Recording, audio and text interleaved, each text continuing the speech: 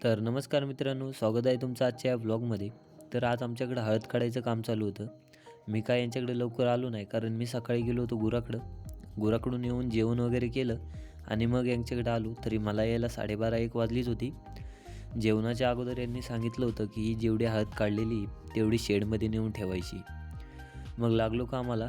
टप टप आणले 2 आणि त्या टपामध्ये भरून द्यायला सांगितलं. ती भरून देत होती आणि मी शेडमध्ये आणून टाकत होतो. काल ही एवढी आणून टाकली होती.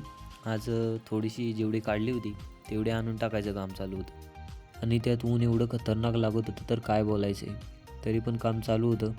कारण हळद काढण्यासाठी त्यासाठी पहिलं अगोदर पाणी दिलं होतं आणि ते पाणी दिल्यामुळं ती आतमध्येच उगवत होती आतमधल्या आतमध्येच पुन्हा.